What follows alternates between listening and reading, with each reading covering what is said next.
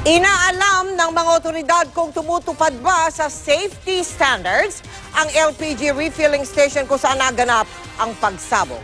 Dapat daw kasi kung nagkaroon nga ng tagas, natukoy ito agad ng kanilang sensor at naiwasan ang pagsabog. Nakatutok si Maki Pulido. Literally, ganun. Nasa ibabaw ko yung kisame. Nagising daw si Jean nang bagsakan siya ng kisame sa lakas ng pagsabog. Nasa tapat ng bahay niya sa Sandoval Street, Barangay San Miguel, Pasig, ang Rigasco LPG refilling station kung saan naganap ang pagsabog. Akala namin patay na kami. Hindi, yun talagang idea namin. Patay na tayo. Basag pati salamin ng mga bintana ng kanyang kapitbahay. Ang hardware store sa tapat din ng LPG refilling station, basag ang mga estante, pati ang mga binibentang mga bumbilya. Bumagsak lang, shockwave lang. Lahat ng salamin, pagtingin ko wala, nakala mo war zone na eh.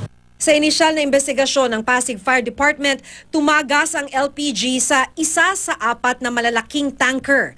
Kumalat at naipon ito sa kwartong tinutulugan ng mga empleyado. Dahil nag-accumulate na ang maraming fumes doon, konting ignition na lang kahit simpleng pag-on-off ng ilaw, pag-on ng electric fan o kahit sabihin natin any mechanical na mag-ignite kahit walang electrical. So pwede na siyang maging source of ignition and subsequently explosion. Pasado hating gabi, naamoy na ng mga empleyado ng mga katabing business establishment ang tumatagas na LPG. Matapos ang 20 hanggang 30 minuto, naganap ang pagsabog.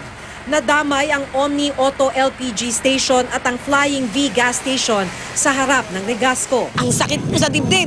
Yung pong amoy na yun, gas po, na uubuhin ka talaga, nasupukit nga po yung mga tao ko. Ang hindi pa malaman ay kung bakit nagka-leak mula sa mga tanker.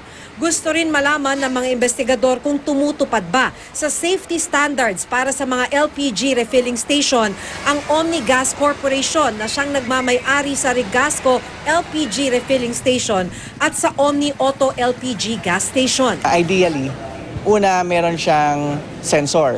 Yung sensor na yon, pag na-sense niya na may any leak, immediately i-shut off niya yung lahat ng possible na yung valve. I-shut off niya yung mga valve agad.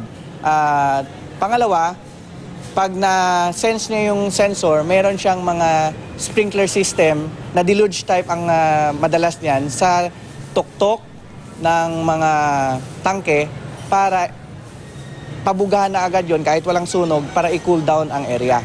Lapnos ang balat ng 19 na empleyado ng LPG refilling station.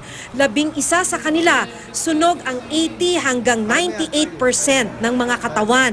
Ang isa namang empleyado ng katabing furniture shop nabagsakan ng pader sa lakas ng pagsabog. Nagkiklaim din ako ng tulong, naawa ako doon. May isa akong taong nasaktan ni.